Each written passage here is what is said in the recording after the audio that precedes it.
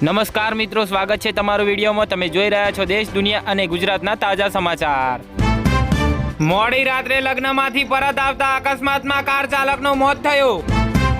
Police જપ્તમાંથી ફરાર આરોપી 13 વર્ષ પછી પકડાયો। બીજા પણ 2 આરોપી વર્ષો બાદ હાથ લાગ્યા। હરણીના જવેલર શોરૂમમાંથી 3 વેંટી ચોરી જનાર મહિલા અને પતિને પકડ્યા। વડોદરા શહેર જિલ્લામાં 75 જેટલા પરીક્ષા કેન્દ્રો પર બોર્ડ પરીક્ષા લેવાશે। કાર પાર્ક કરવાના મામલે પેટ્રોલ પંપ માલિક યુવાન પર 4 શખ્સોનો હુમલો જોવા મળ્યો। ગેરકાયદેસર રેતી લઈ જતા 7 ડમ્પર પકડાયા। 2.10 કરોડનો મુદ્દામાલ જપ્ત કરાયો। વાસણામાં રૂપિયા લઈ વાહન આપ્યા નહીં, 25 લોકો સાથે લાખોની ઠગાઈ જોવા મળી। કરમસદ આણંદ મનપા દ્વારા તલાવટી પરના દબાણો ખાલી કરવા નોટિસ અપાઈ। 26 બેંક ખાતા અને 357 એટીએમ લોકેશનની તપાસ, 5ની અટકાયત કરવામાં આવી।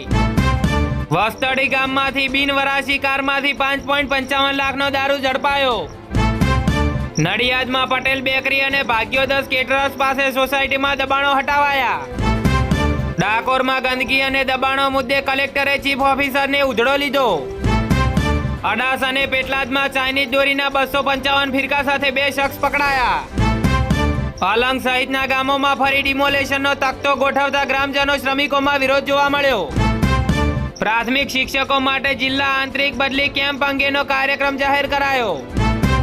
સુરેન્દ્રનગરમાં ખાણીપીણીની દુકાનોમાં મનપાનું સઘન ચેકિંગ કરાયું। યુવકના ખાતામાં રૂપિયા 7.68 લાખની લોન જમા કરી 5 લાખ ટ્રાન્સફર કરી લીધા। સામરખા પાસે ટ્રકમાંથી 50 લાખના દારૂ સાથે ડ્રાઈવર અને ક્લીનર પકડાયા। નડિયાદમાં પ્રદૂષણનું પ્રમાણ ઘટાડવા માટે કમિશનર દ્વારા જાહેરનામું કરાયું। નડિયાદ મામલતદાર કચેરીના મહેસૂલી તલાટીને સસ્પેન્ડ કરાયા। ઇન્ડિગો સંકટની સ્થિતિ અચાનક થાળે પડી। અમદાવાદ એરપોર્ટ પર કેન્સલ ફ્લાઇટોની સંખ્યા 0 જોવા મળી। વિરમગામ હાઈવે પર રોંગ સાઈડ બેફામ દોડતી ટ્રકે બાઇકને ફંગોળી, 2 યુવકના કમકમાટી ભર્યા મોત થયા। માંડવીમાં પ્રેમજાળમાં ફસાવી ધર્મ પરિવર્તન કેસમાં ડોક્ટર બાદ હવે આચાર્ય પિતાની ધરપકડ કરી, 5 દિવસના રિમાન્ડ મંજૂર કરાયા। રાજકોટના કોટડા સાંગાણીમાં ગૌશાળામાં ઘાસચારો ગાધા બાદ 80 જેટલી ગાયોના તરફડીને મોત થયા। પાલિકાએ બનાવેલી એસઓપી અંતર્ગત 116 માર્કેટને નોટિસ આપી, પણ બાહેંધરી આપી 4 માર્કેટે। ગાઝામાં બેવડું સંકટ, ઇઝરાયલની નાકાબંધી વચ્ચે કુદરતનો પ્રકોપ, ઠંડી અને પૂરથી અનેક મોત થયા।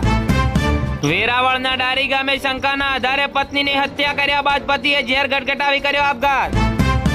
અમદાવાદમાં બેંક ઓફ બરોડા સાથે 3.48 કરોડની છેતરપિંડી, 18 વર્ષે ચુકાદો, 4 આરોપીઓને 3 વર્ષની કેદની સજા થઈ।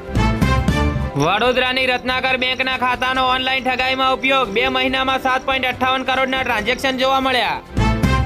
40 લાખના વીમા માટે નાની બહેનની મોટી બહેને હત્યા કરાવી, આરોપીને સાથે રાખી રિકન્સ્ટ્રક્શન કરાવ્યો। અમદાવાદમાં વેપારીએ રૂપિયા 3.83 કરોડનું ફુલેકું ફેરવ્યું, બાપ દીકરા સહિત 3 સામે છેતરપિંડીનો ગુનો દાખલ કરાયો।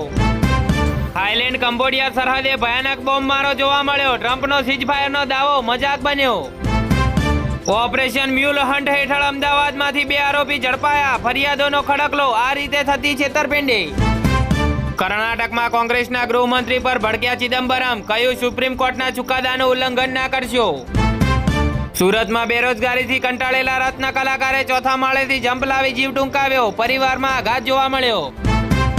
સારી નોકરી ધરાવતી પત્ની ગુજરાન ભથ્થાની હકદાર નહીં, અલ્હાબાદ હાઈકોર્ટનું ફરમાન જોવા મળ્યું।